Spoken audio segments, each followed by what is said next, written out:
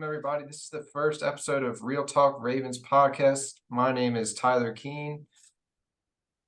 And I'm Michael Kruger, and we're here to bring you the review of Week 1, the Houston Texans at our Baltimore Ravens. Oh yeah. So, Mike, what do you have for some initial reactions? You were at the game, right? I was at the game. You were at the game. How was it? Well, first of all, the atmosphere was electric. Before the game, they did a ceremony for 25 years of M&T Bank Stadium. So they brought out just stars from the past, like Heap, Ogden, and they just all kind of like talked about moments that they liked on the field. And so it was on that field since the stadium has been built. And it was a really cool way to like build the atmosphere before the game. The play was a little rusty, as you all know. But I think that they did a good job, even with a couple of roadblocks, of keeping the spirits high and kind of just like coming out, because I've coming out on top, because I've seen a lot of Ravens games in the past where we just play down to the opponent and then lose somehow, especially in Week 1. But I don't know, maybe it was because we were at home and the crowd was electric, or maybe it was because we're legitimately just like that. We put it together in the second half. Defense really cracked down. I mean, they didn't score a touchdown. They had 3 field goals. Roquan Smith was amazing. I don't know. There's something different about this team, and it's taking a little longer to click, kind of like I said might happen last episode, but you can see it if you're really looking for it, you know? Yeah, for sure. So that must have been pretty cool seeing all those legends take the field. It was, man. Man, It was really nice. I mean, we're lifelong Ravens fans. Like, we have been doing this forever. So, Oh, yeah. if you don't already know, me and Michael were born in the same hospital in Silver Spring, Maryland. So we grew up in it. Literally. We were Ravens fans from the womb. Right. And we were literally, for people who don't know the geography of Maryland, that's like 45 minutes from M&T Bank Stadium on a good day. Yep. Now we're spread out. You know, I'm over on the West Coast in Utah, and I've been in North Carolina. Yep. Mike's in North Carolina. That's where we met originally. Yep. But yeah, so yeah, I would say for me, the hardest thing was just all the injuries. I mean, I think anybody can, especially to those key positions with JK and Marcus Williams, to the two being definitely the worst. But yeah, that was really depressing. Just right off the bat, Week 1 happening. And I do want to say something real fast. I know a lot of Ravens fans like to blame coaching and like the training staff for that. The injuries we had today were freak injuries. Like, there's nothing. Sarah Ellison was saying this earlier. There's really nothing that like John Harbaugh could do about Ronnie Stanley getting rolled over on, or Tyler Linderbaum, or even like when JK went down. That was all just kind of. I mean, it's football. It happens. Unfortunately, it happens to us more, but it just kind of. I don't know. You can't really blame anyone. If you want to blame anyone, blame the players for playing the sport, you know? Yeah, for sure. I mean, I think a lot of talk has been going on about how we didn't really play our starters in the preseason at all. And, Right.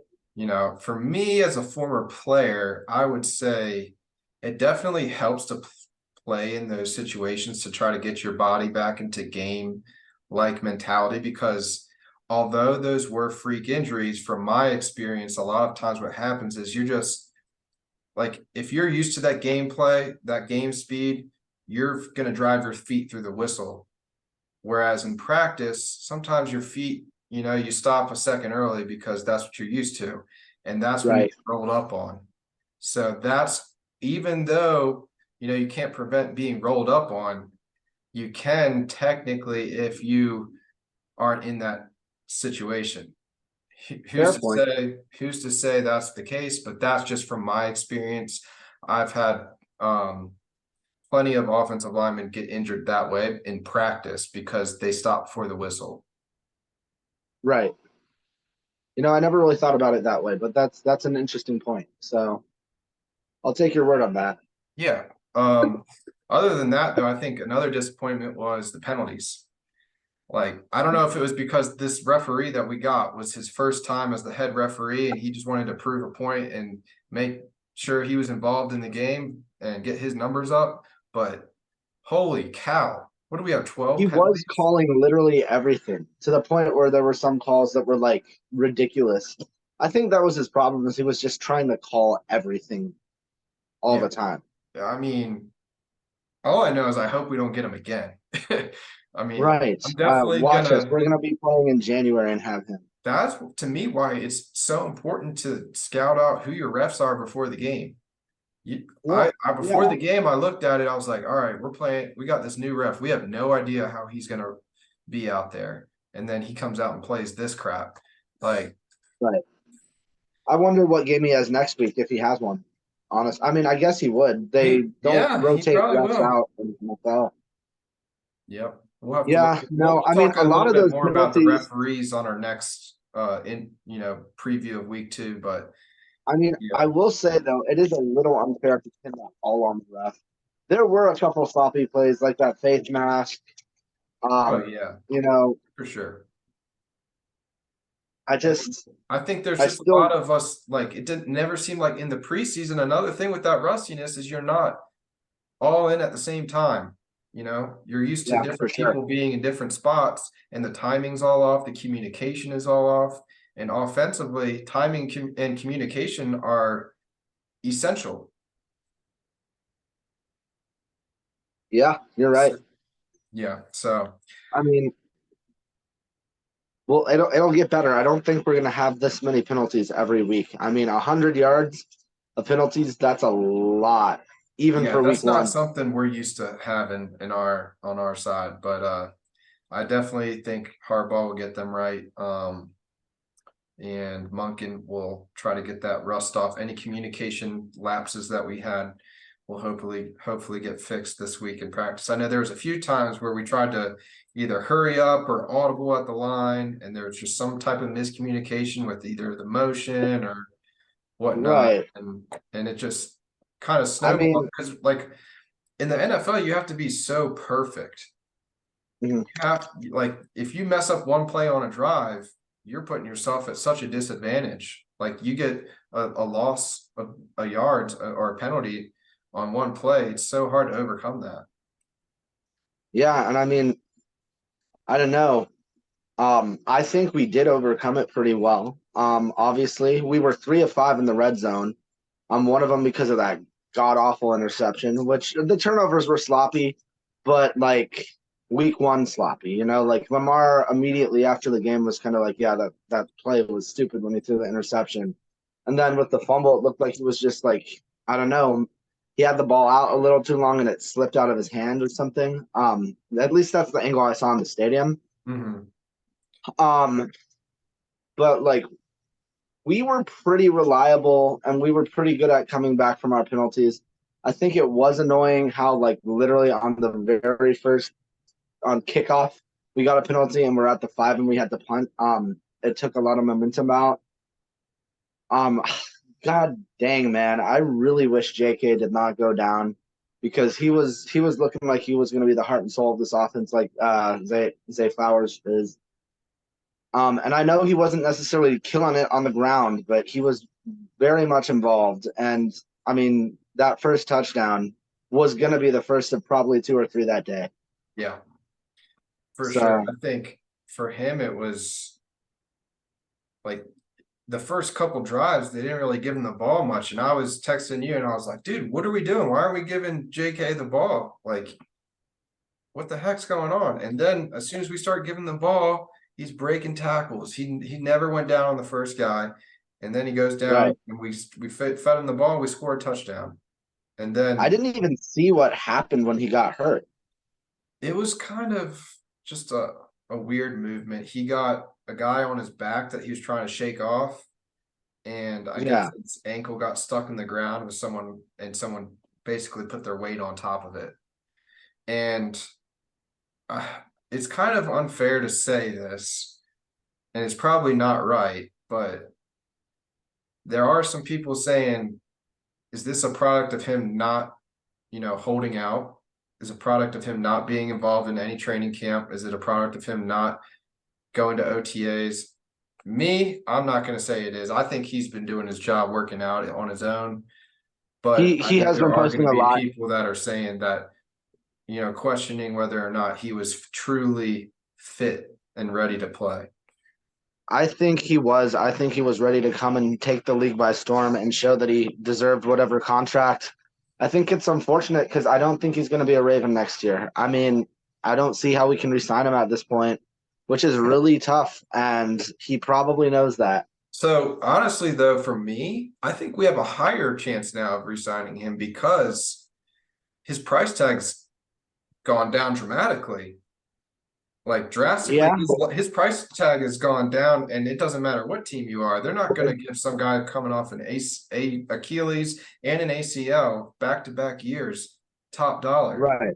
So to Yeah, me, now like we weren't going to be able to afford him if he did have a good year. Now, if he's out of injury, it comes down to whether or not we are willing to trust him not getting hurt.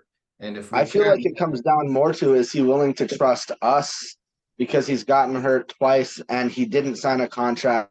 well, I think he's going to get a 1-year deal. I think no matter what, wherever he goes, it's going to be a 1-year deal. If we do sign him to a 1-year deal, if we can agree to that, I would love it because I really know what he can bring. You know, I watched him at Ohio State.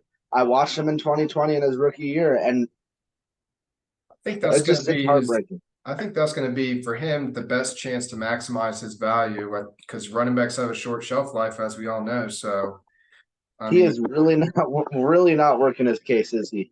no. So, yeah, like if the only way that I think he gets what he wants is if he does a 1-year prove it deal next year, hopefully with us, and he proves it, and then he can get that bigger contract. So, Yeah. but yeah, the rest of And the then injuries. Marcus Williams, man, I think he's probably gonna miss like 5 or 6 weeks, and that's just because I don't know, man. I hope so. I hope Everything I that's hear is that's like the best case scenario, I think. you think? I think so. Based off what Harbaugh said in his presser today is Monday, that we're recording this. After his presser, he basically said Marcus has options. So to me, that tells me he can either get the surgery that he needs right now and he'll be done for the year, or he can try to rehab it to a point where he can play and then get the surgery after the season. And if he does that Well, option, the second option there, it's still going to be, how tough. long is it going to take? It's going to be, he might play a game and then you won't see him again for another couple of weeks because of him trying to just get the pain under control. Right. I mean a torn pectoral for a safety is one of the worst like nagging injuries you can have And they because said they said you that can't he tackle. actually was playing with it for a few, like the whole drive that he got hurt on. It had been, he knew something wasn't right, but he didn't officially come out till that last play. He had tried to tough it out, but so he does have some And toughness to him. I hate to say this, but if he's out for the year, yeah, just another contract where we've paid so much money for someone who's done absolutely nothing for us. And I really like Marcus Williams, and I'm not saying he's like a waste of a player because I think when he's healthy, he's the best player in our secondary, not named Kyle Hamilton. And It's I would just our even say luck. like Marlon Humphrey is like getting up there, and Marcus could kind of be that guy in the future. Yeah, But it's so to frustrating. me, this tells me with this injury, it is time for Kyle Hamilton to put his big boy pants on and show up. He needs to become the leader of the secondary. He needs to be that communicator. He needs to learn, if he hasn't already from Marcus, he needs to be ready to be the leader of the secondary. Yeah. And you know something? I think we're actually going to be okay if he does miss extended period of time, as long as we stay healthy, because Geno Stone has been playing really well the last few times I've seen him play. He held up good yesterday. He really didn't let anything happen. I know it was against a rookie quarterback in his first game. He's going to be tested against Joe Burrow next week. Might not be as pretty as it was this week, but also, like, we held their starting offense with, like, our third stringers last year. Like, it's the scheme as much as it is the players. So Yeah, I think Geno Stone fits really well into our scheme. for sure. And, you know, as much as it sucks, if Marcus Williams decides to come back this season, as I predict he probably will, because most Ravens kind of feel like this might be the year. I think we're in good hands, barring any more injury in that group, you know? For sure. Yeah, it's just so Brandon going over some played of the pretty well, other too. injuries now too. We've got, based on the presser, Ronnie Stanley is questionable with this knee sprain. He's going to be week to week. I'm going to say he's probably out for sure next week. Linderbaum has a high ankle sprain. He's questionable week to week. I'm going to say he's also out this week. I'm looking at that Cleveland game as a possible return game for those guys. That would be great. I think Ronnie probably has a lesser injury, but Linderbaum's tougher, so who knows? Yeah, but Marcus, also you got to remember, with all the injuries we've had, the Ravens themselves have just been a little more cautious. So yeah, when they're ready, we might not let them play that week if we feel we're in a position to win with who we have, you know? for sure. Um, I think Mercari will be fine at left tackle. He does it all the time. we paid him for a reason. This is the reason Right. why.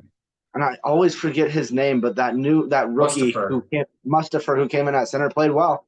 Yep, Could barely really tell the difference in terms of the pacing of the offense. Obviously, it was a little off. It's not our starting center who's like going to be an All Pro every year, but promising. I'm just happy that this is happening to these guys early on in the season rather than when it counts Week most of 5 or 10, in yeah, week December. 15.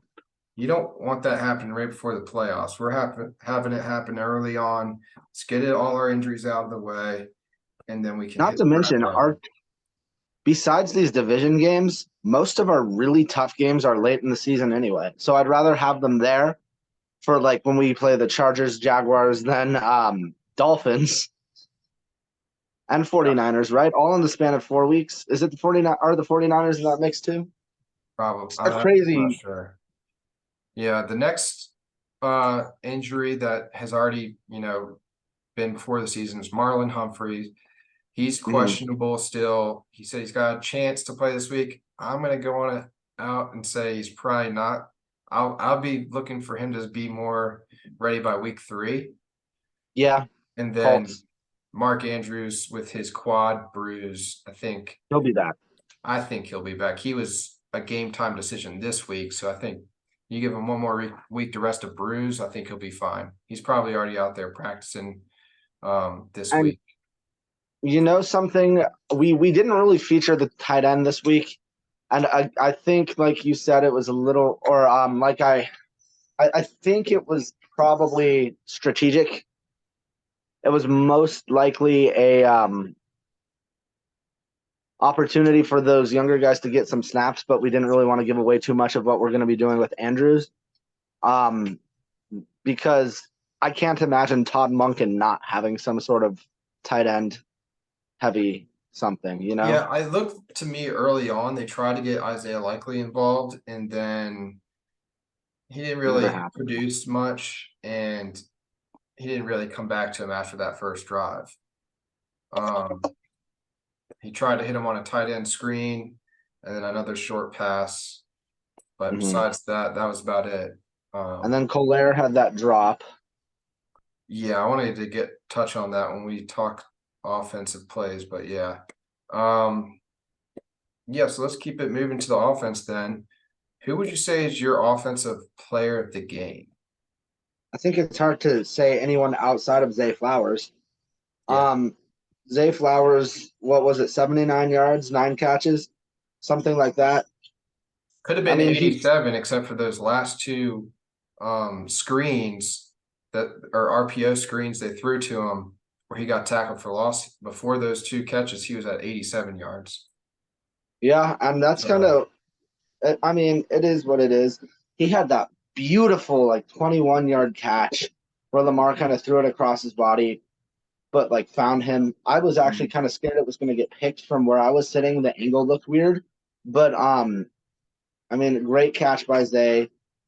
I love that. My favorite play of the game, honestly, on offense was when he had that one little catch and he spun and did the little spin move and got away from the linebacker or the corner, whoever it was right there. yeah, I think that got all of the Ravens nation drooling over his potential of what he's going I to know. be. I think it started with the Washington preseason game with that touchdown that he had. And then on Right. that play in the first week, they're like, all right, he's doing it against the starters now. We're good. Um, Right. so that was really good to see that he And didn't flinch when he was in there with the starters. I think he had snap count wise, he was right there with 50% or something like that. yeah, He it was was a at, or lot, no, a he was lot more at than I 80, expected. 84% of the offensive snaps he was in.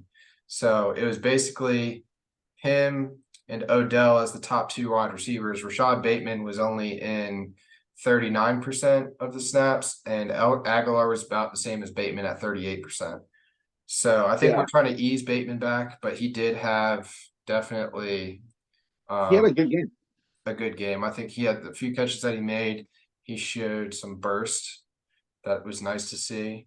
Yes, yeah. I mean, you never know with those foot injuries. So the fact that he could just get to that gear, you know. Yeah, I think for me, like just thinking of like the surprises of the offense, like kind of surprised, but kind of not, is just Odell Beckham and his selflessness. Like I feel like old Odell Beckham, old OBJ, where he gets a game of 3 catches is going to be no matter if you're winning or losing, OBJ is going to be on the sideline, you know, yelling Freaking at out. Yeah. somebody or kicking a field goal net or something, you know. Yeah. But dude, he's out there throwing his body around. He led the touchdown block for J.K. Dobbins on the safety. I mean, he's out there. He draws pass interferences. Um, to me, he had such His an talent's right away. yeah, like underappreciated game stat wise because it's not going to show up in the stat book, but on the field, he was definitely his presence was fat. Like his presence was known. And then after the game, he was like so hype. He was like, "This is what I've been waiting for." He wasn't like complaining where he's like, "Oh, we could have put up more points if they'd thrown it to me more," or talking shit about Lamar or anything. You know? He seems to me to be like he's taken that next step as a leader. Like Yes. I think the guys in the locker room are there and they are following him. Zay Flowers is following Odell, and it's good to see. Um, so yeah, any surprises that you think besides the him? You know who else? John Simpson at left Yeah. guard. He was the big question mark coming into this year, because he was fighting for that starting spot with the rookie. But according to PFF, he was our highest graded offensive lineman. Really? Good for him. I didn't think he played that well, but sorry, there's a wasp out here. I think he Um, graded at like 80 something percent. Yeah, I mean 80, that's all right. 87.2 PFF grade. He had the highest offensive PFF grade of anyone. Really Yes, Morgan good for Moses him. was number 2 at 79.3. I thought, honestly, I didn't think he played very well. I thought he got beat quite a bit by Will Anderson, and he had a few Yeah. penalties. I mean, what do you expect? Will Anderson is a beast. Will Anderson's going to vie for that defensive rookie of the year, I think. I think he could win it, honestly. Based off what I I mean, saw, whew, someone I would say who I thought had an impressive game. I mean, I know he didn't have stat wise a great exciting game, but I thought that Justice Hill played a decent game. He scored when he needed to score. He did what he was asked to do. So yeah, that's going to be interesting going forward how they split the carries between him and Gus, because Gus will probably he obviously seemed to get the bulk of the carries, but what was weird was when we got down to the goal line, Justice was the guy getting the carries. right, and I think that could also be just like with Gus is coming off of injury still, kind of just like easing his way back in, and Yeah, it's just a little tighter in the red zone. for sure. Maybe they're not comfortable with him taking those direct hits quite yet. Yeah, But Justice did what he was asked to do.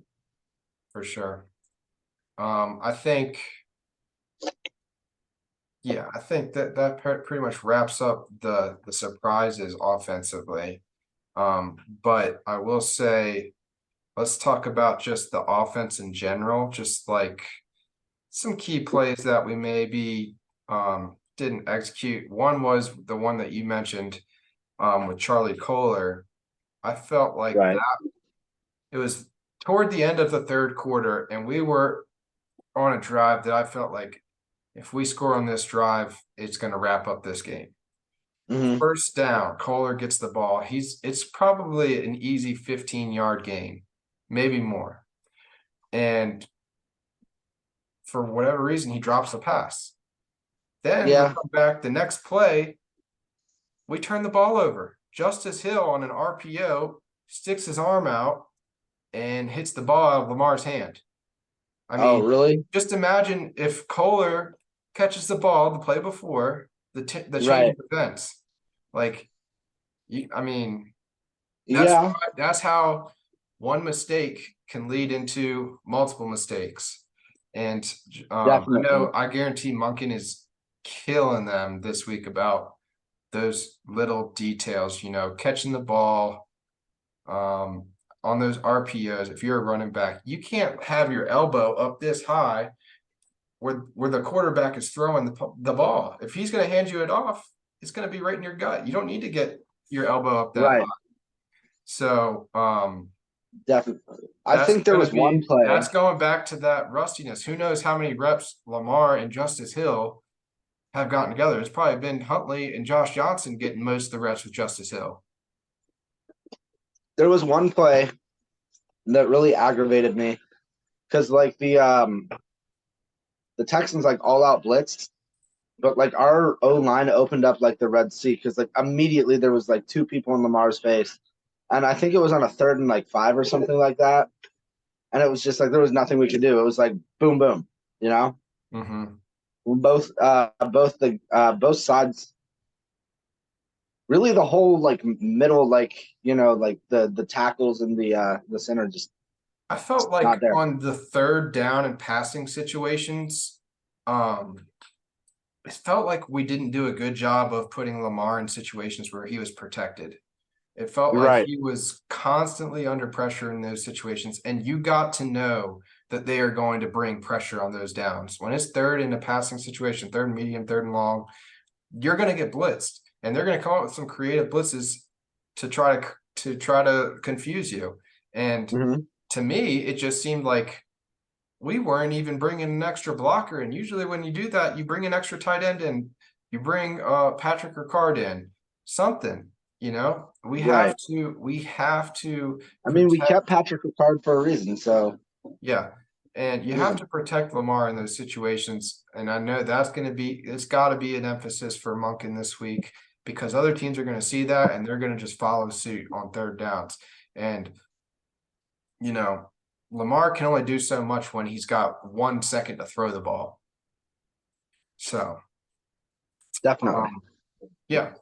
They were definitely dialing up those 3rd down blitzes. So I guess you can credit that to their D'Amico Ryans being from San Francisco and him coming up with some creative blitzes.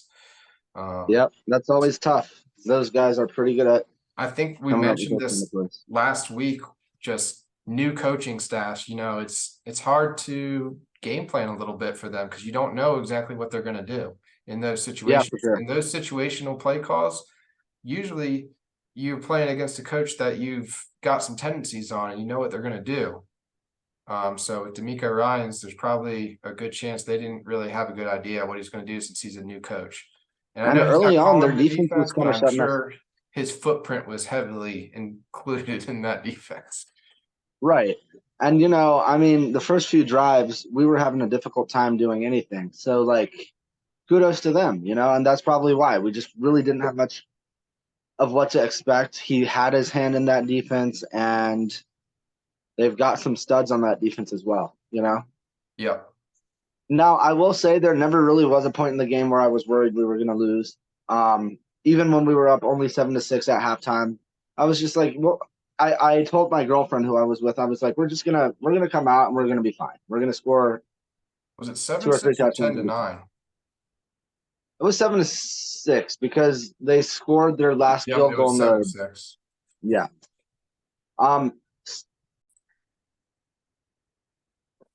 right, so defensively, let's talk about our defense now. Who would you say is your defensive player of the game?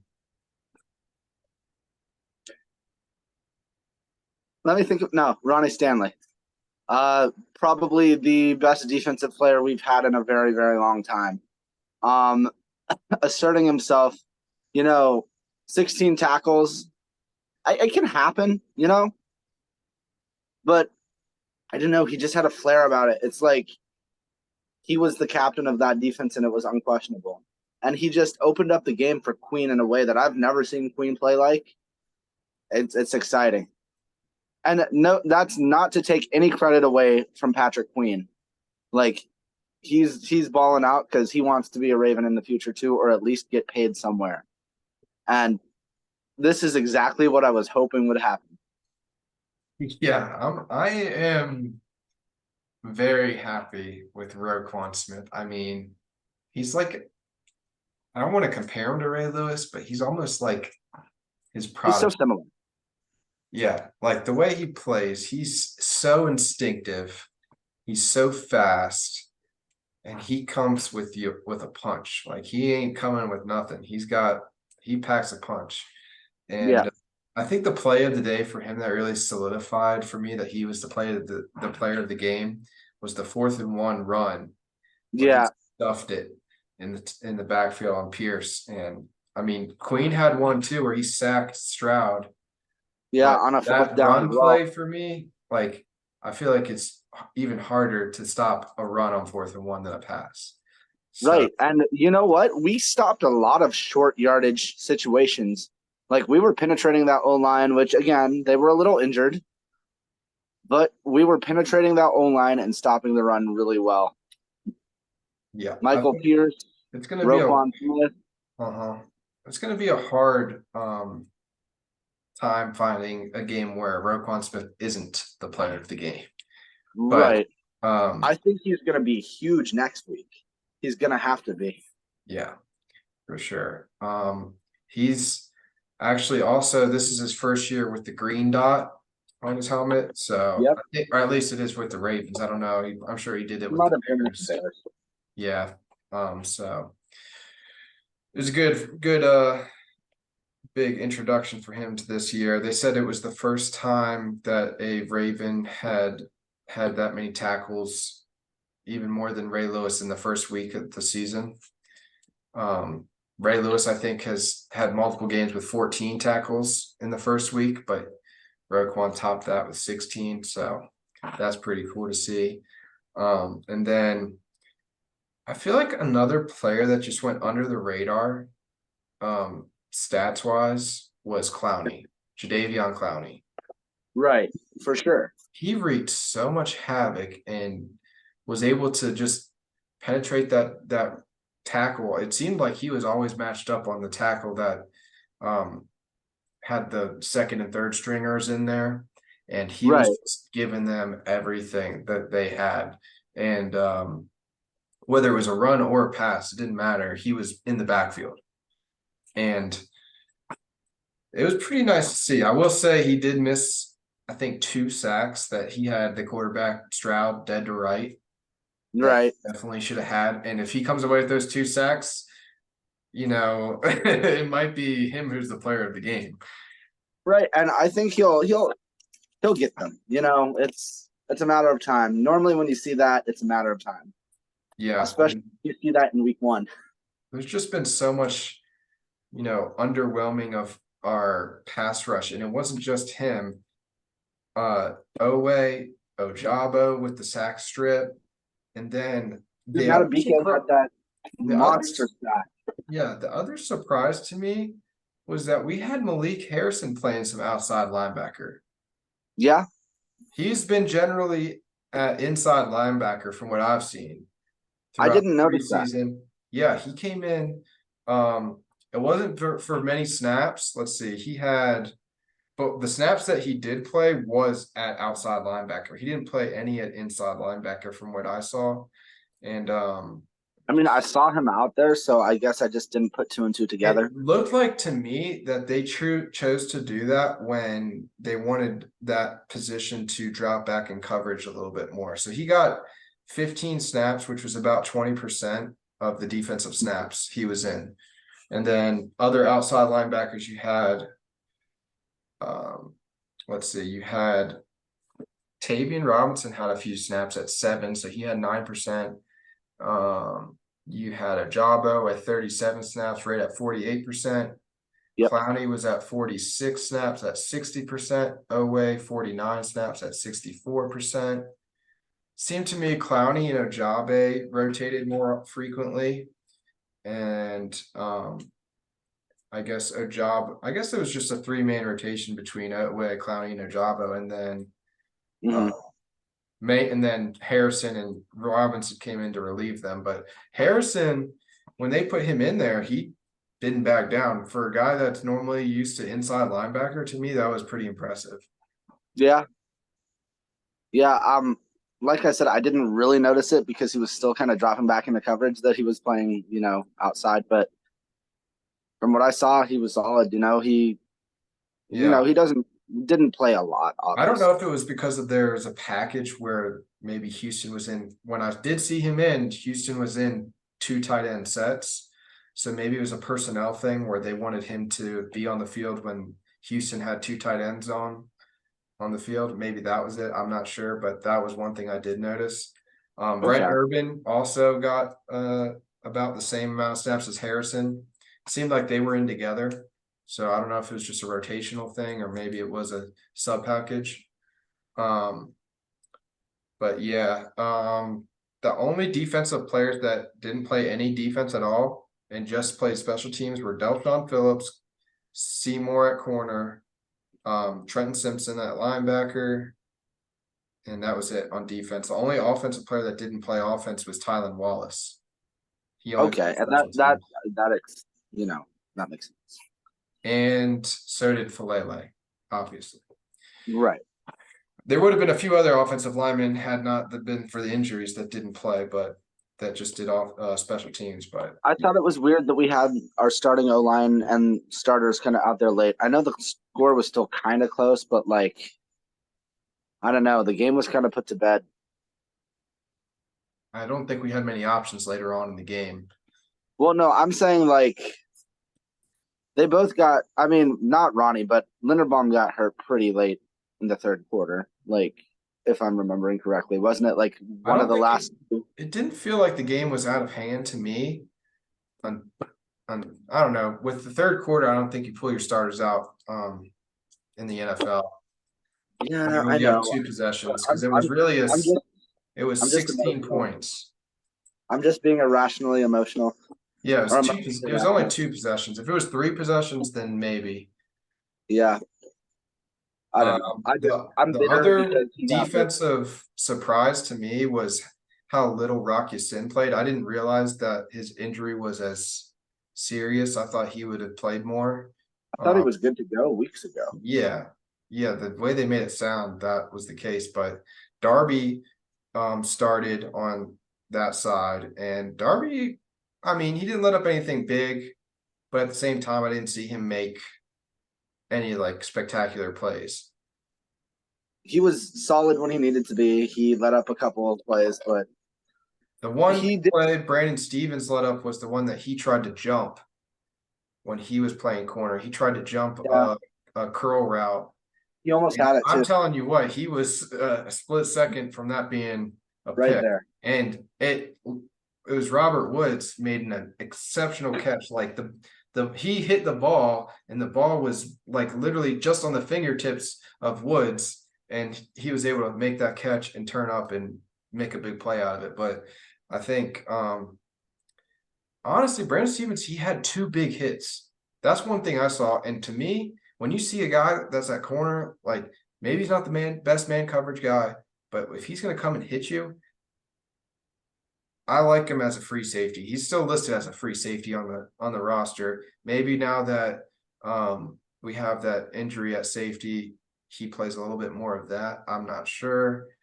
I'm sure he's probably going to still play corner just because of Marlon being out, but yeah. Ardarius Washington flew around. Mm-hmm. Matabike, he looked really good. Yeah, he had a great sack. Yeah. As far as defensive, like the way that we came out in that first quarter defensively, I was like, holy crap, we're not going to let up a single point. And then Right. it died off a little bit. It seemed like Houston settled in offensively and figured out, some things, but it was just really good to see those It was a little players. It was about what I expected, like we were dominant. We didn't really look like we were going to ever let them score but once or twice, and we held them to field goals when they did. I think the worst penalty of the game was probably Travis Jones's roughing the passer. Yeah. It was still kind of BS though. It was unnecessary. It was unnecessary, but also like, come on, man. They're gonna how I feel about that. protect. I know you're a quarterback, so you might feel a little differently. I'm just saying, in the NFL these days, it's not like it was back 5 years ago. Even like they're gonna protect the quarterback no matter what. If it just seems a little bit over the top, they're gonna say it's a flag. Okay, let me ask you, Tyler. How would you feel if you were the quarterback in that play? I mean, you might be a little fired up, but would you be like, you need to give me 15 yards for that, or I've would been you hit really? a lot worse, a lot later after being hit, and Right. no penalties called. So to me, I wouldn't really, but I'm sure I'd probably be hurting if I got hit by Travis Jones. True. I mean, he is a truck. So. But yeah, that was a 3rd and 15, and they were like on the fringe of field goal range, and that moved them from there. This was in like the second quarter, inside the 30. It was on that closing drive, wasn't it? Yeah, it allowed them to get that field goal at the end of the second quarter, right before halftime. I thought that was pretty big. Yep, but one thing I loved about that is they did make it 7-6, and they got the ball back, and our defense came right back out and shut them down, and then we went and scored. So, speaking of this, we didn't talk about it at all offensively. What did you think of the call to go for 2 when we got the offsides penalty? You know what? That's a kind of style of offensive play call that I've always kind of liked. Like whenever I play Madden or whatever, if I'm at a point where if I score my PAT, I'm up by 8, but I go for 2, I'm up by 9. I always go for 2 because if I don't get it, it's a touchdown still. It's like. I think but if we you were go up by gonna 9, it's originally kick the extra point, and then when we got that penalty, it was like, all right, now let's go ahead and take advantage of this extra yard and a half we get. And didn't Gus run that in? It was Gus, I'm thinking. Yeah, Gus, I think, ran it in because he didn't score a touchdown, but he did get that 2-point. And then another play of the game defensively, we already talked about Roquan and then Patrick Queen's big 4th down stops, but Ojabo on his strip, that was awesome. And then Roquan recovering. Yeah. Dude, this defense is going to be so good. I'm just very happy with the way it seems like they really understand McDonald's concepts and his schemes this year, whereas last year in the beginning of the year, it would just seem like the bullets were flying so fast for those guys defensively that they. Do you think Ojabo being back has something to do with that? Ojabo? I mean, he played for him in college. He might understand it somewhat. I know a lot of it probably had to do more with Roquan Smith because that's kind of when things tightened up. Yeah, I think that's the biggest thing. Understand it, but I don't know. That's the biggest thing. I think him And then Clowney's kind of been showing he's got that. He's just gonna take on Right. Got whoever. that dog in it. Um, I think that wraps up the defense, though. Let's talk a yeah. little bit before we get out of here about the rest of the AFC North. Let's just touch on them real quick. Let's first touch on the 49ers-Steelers game. It was actually a complete surprise to me. I thought I bought into the Steelers hype, and I was wrong, clearly. 49ers are great. Steelers look like shit. Hope they look like that all year. It just shows you how little the preseason means when it like the Steelers look like they were gonna be a top playoff contender based off the preseason, and we look like crap. Like, I mean, it just goes to show you them versus a good team like San Francisco wasn't even close. And I do think San Francisco also came out and showed who they are. They're the most dominant team in the NFL, in my opinion. Them or Dallas for sure.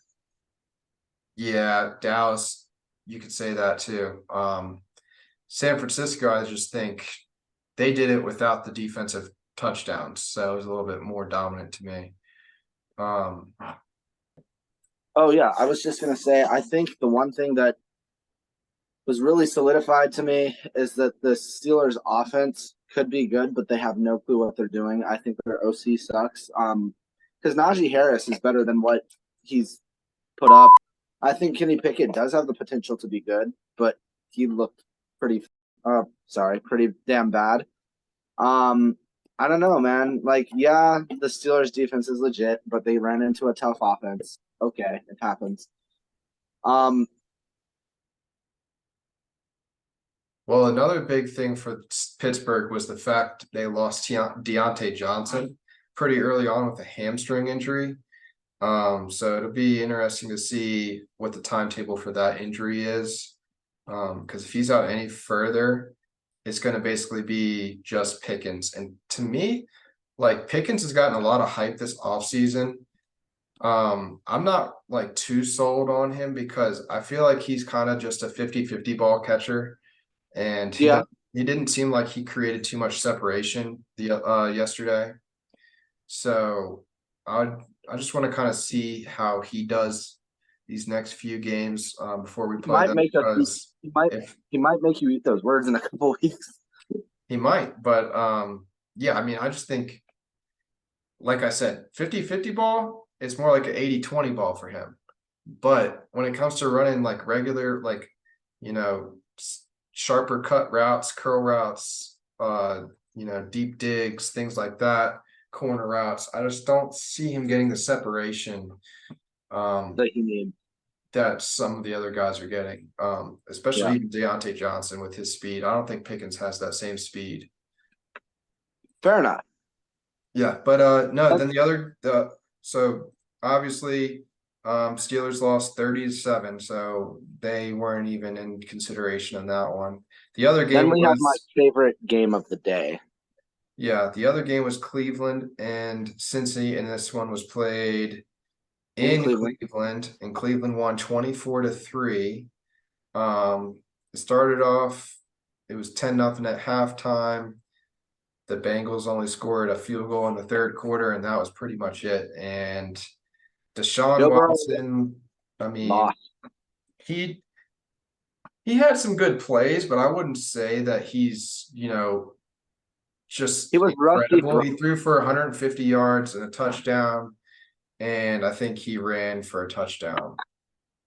Yeah. He was definitely a little more dominant on the ground than he was. Yeah, 5 carries for 45 yards on the ground. Right. He was also sacked 3 times. How did Nick Chubb play? Chubb did normal Chubb. He got 18 carries for 106 yards, averaged about 6 yards a carry, but did not score a rushing touchdown. He also had 4 catches for 21 yards. So Amari Cooper only had 3 catches for 37. Elijah Moore only had 3 catches for 43. So they're pretty balanced that way. Okay. Joe Burrow just seemed like he missed he missed camp. I think he'll be good. Yeah, Joe Burrow just did his normal beginning of the year Joe Burrow performance. 14 for 31, 82 yards, sacked twice. He had a QBR of 20. I think he had the lowest QBR in the AFC North. Joe Mixon only had 13 carries for 56 yards. Jamar Chase only had 5 catches for 39 yards.